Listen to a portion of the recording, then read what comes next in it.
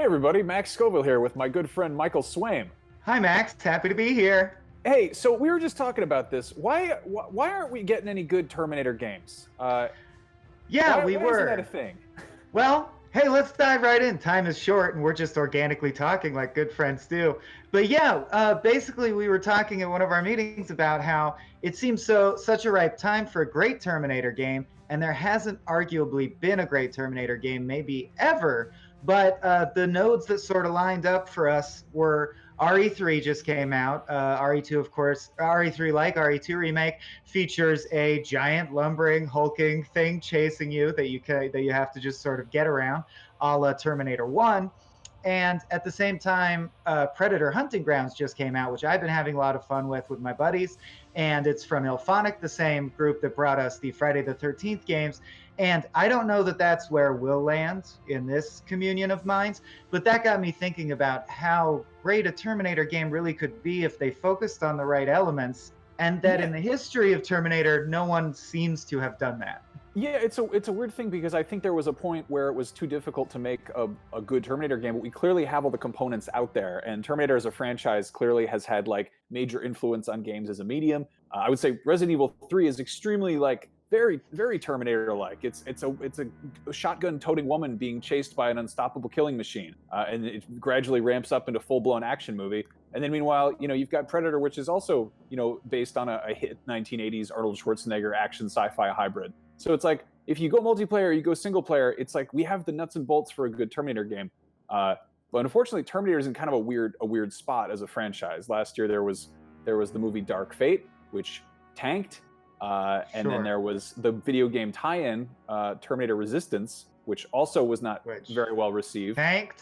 Yeah, and then there was I don't know, the Terminator characters showed up in Gears of War 5 and Mortal Kombat 11. So like, there are all these there are all these pieces of what could be a good Terminator game, but for whatever reason, it can't come together. Yeah, and I would argue that in MK11, he somewhat shares the moveset with Aaron Black, which is not the best character in 11. So he's had a rough ride, although it is fun watching all his intros and outros. On the multiplayer side, it's just, I love the curation that Illfonic did, especially with the Friday 13th, the game, because they did paid homage to the fact that regardless of the varying quality of the movies themselves, each movie in Friday the 13th canon has an almost absurdly distinct premise from all the other ones, and often his like hood or mask changes. And although they didn't do this in that game, they just had that inspire different maps and skins. I can see a Terminator game where, because the thing about the Terminator film franchises is regardless of quality, they play with different dynamics. Obviously the shift from the first to the second was the biggest one and sort of set that template, but it was like Arnold's the bad guy. That was huge at the time because he hadn't played a bad guy. And then in number 2, he's the good guy. Now this guy's the bad guy. So I just got me thinking about like a level where, let's call it Terminator Timelines by Illfonic, the first level where it's basically like Friday the 13th, you're running from Arnold.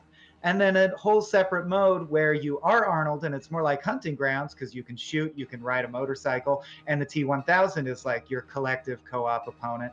But I'd also love to talk about the possibility for a single-player campaign, because that's honestly more what I usually get into. And you were talking about something that I didn't know about, actually who's been shepherding this license for quite some time. There is another timeline distinct from this one where the Terminator franchise became like intertwined with video games in a good sense.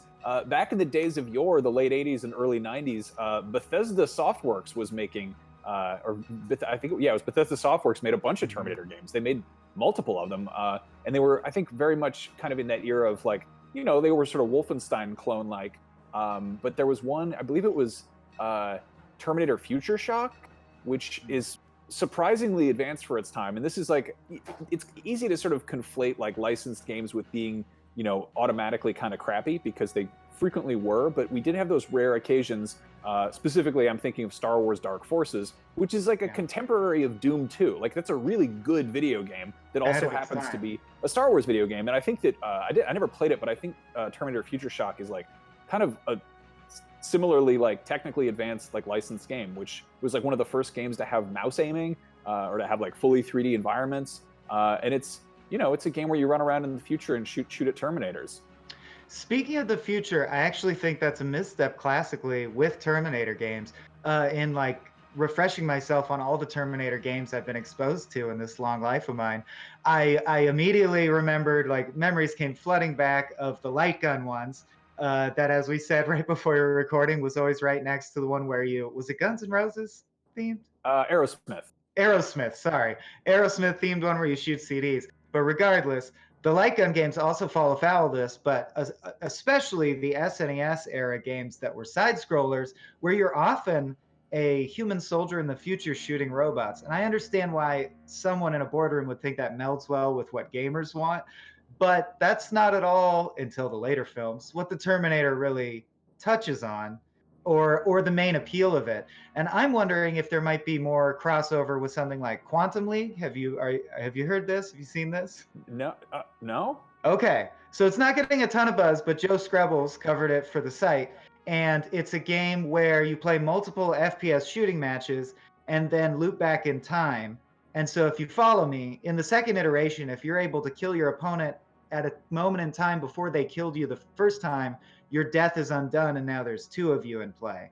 And I'm wondering if there's any kind of trippy time loop or travel mechanic that would benefit a Terminator game. That would really be the icing on the cybernetic cake for me. I mean, personally. Once again, you get back to that problem where, like, the Terminator franchise does have things that could yield really imaginative, interesting approaches to game mechanics. But at the same time, if a developer could do that royalty free without the Terminator license, you know, it's sort of like a kind of a toss up. It's like, why not just mess around with time travel and robots for free? Like, why write Schwarzenegger a check just to cash in on an IP that has, I think, diminishing returns? Yeah. Okay, well, not to end this conversation on a sour note, but do you think that's a business and marketing reality that is truly a stumbling block from getting an actually licensed branded Terminator game that's excellent?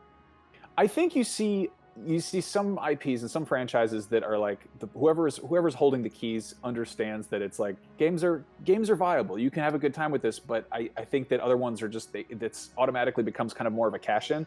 And it's weird that the Terminator characters they showed up in other video games, which I'm assuming was paid for by Dark Fate's marketing budget or whatever.